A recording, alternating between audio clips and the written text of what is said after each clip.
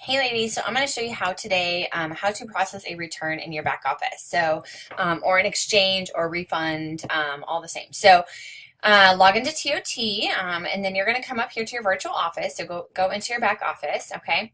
And then, so what you want to do is go under, hold on, this order tab, and you're going to see this little tab, returns and missing items. So click that.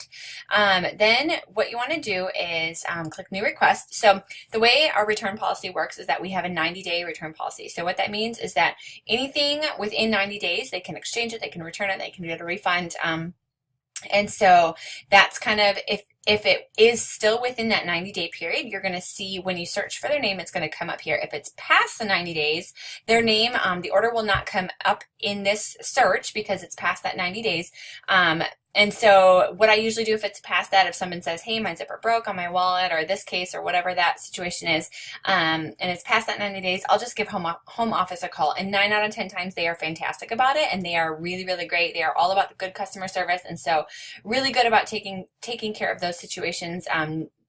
Now, if it's past a year, I'll usually tell the customer, usually past a year, they can't really do much for us, but kind of up until a year, they're a little bit flexible, just depending on a case-by-case basis. So definitely worth giving a call to home office and let your customer know that you're going to check into it for them if it is past that 90 days. So, so what you do here is you go in and you can search for it by either the name of the customer or you can do the order number. So I'll just search for one for mine here. So it's going to pull up all the orders that I have placed in the last 90 days that are eligible for return. So I'll click this one here. This was an order that we did as consultants. This was the large utility tote and the sweet sprinkles. So, so I will click this. Okay, then I'm going to click return items or report them missing.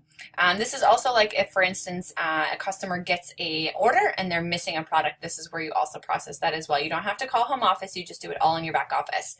Okay, so select this item, or select action. This particular one just has a replacement. If they just want a refund, like they just don't like the product, then you just select refund. Or if they want a replacement, that means that they're basically getting the same product, a different one of the same product, or a replacement, refund, or I can't remember the last one. Anyways, so you just click whatever it is and then come over here and then select a reason. So, okay, replacement. So say for instance, the handle was detached, whatever, on my large utility tote. So you can add a little personal note there if you need to, explain it a little more, click continue. This is now going to take you to the shipping page. So this is where you're going to enter all the shipping information and the payment information. The default here is the address that was originally shipped to. So if it went to the hostess, if all the party orders went to the hostess, that her name is going to come up here.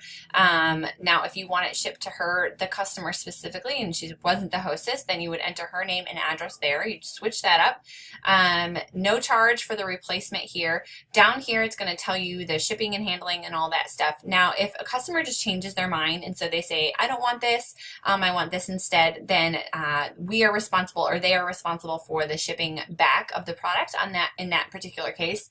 If something is wrong with the product, then 31 will take care of the shipping for it. So so you'll see if whatever card was paid for on file, or if there's like they don't want this product and now they want this one and it's more money, they owe a balance here, that will tell you how much is owed, and then they can pay for it with the card that they originally paid for. And so you click the submit button, and then that's going to take you back to this page here, and it will come up here under the pending request. And so once you click that submit button, there will also be a box that pops up on your screen that will tell you if you need to send the product back. So it's a case-by-case basis if the product needs to be sent back to be returned.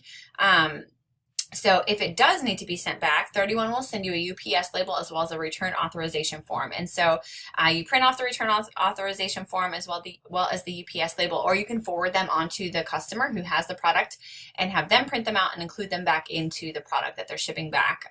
So then they just drop it off at a UPS store, and simple as that. So and then as soon as 31 has received the product, they will process the return or the refund or whatever the case is. So that is kind of how that works. So hopefully that is helpful and kind of gives you an idea of how to process any returns or exchanges. So thanks, ladies.